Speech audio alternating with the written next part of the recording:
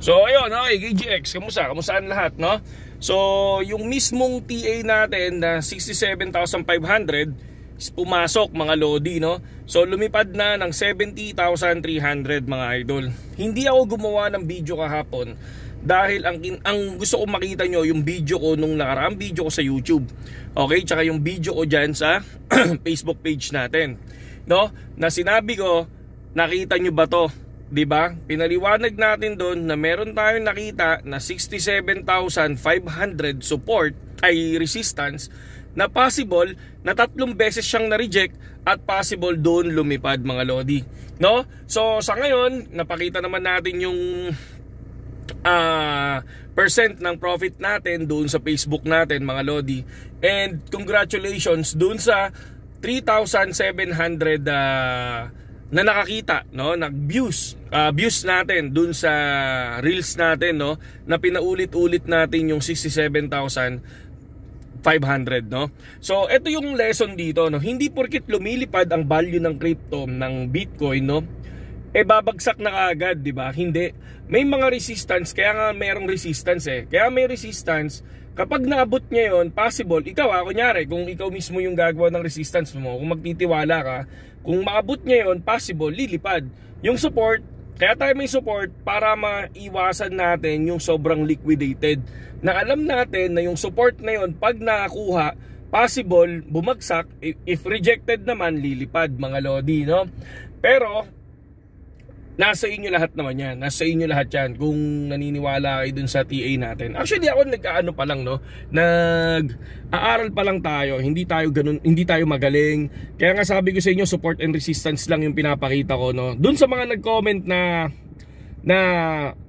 puro support and resistance lang yung pinapakita ko, wala yun lang naman talaga kaya ko ipakita mga lodi, di ba? Ang importante sa akin, kahit papaano, nasa 90% win rate di ba? Kung mapapansin nyo, kailan ba ako nag-TA or nagsabi ng support and resistance na sumablay?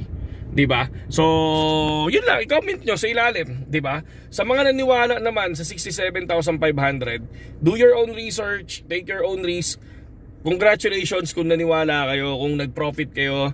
Pero syempre, una, manin nyo rules nyo. Okay? So, sa susunod, syempre may bayad na to. Hindi, joke lang. Hindi, joke lang, no? So, ano lang, abang-abang lang, syempre, keep like and share our video. Tapos, syempre, follow na rin kayo dun sa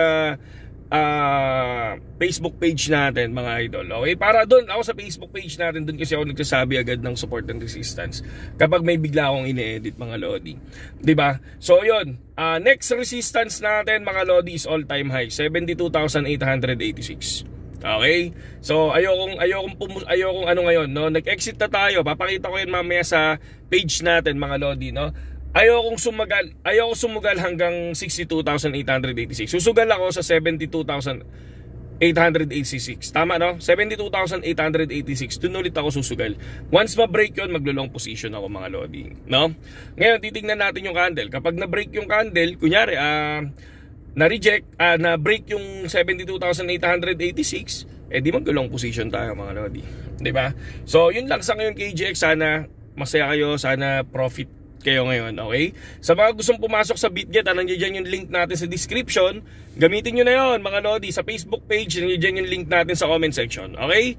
Sana sumali kayo dun sa event kung nagtitrade rin naman kayo, kasi sayang yung 4,000 USDT na price, okay? Saludo sa lahat.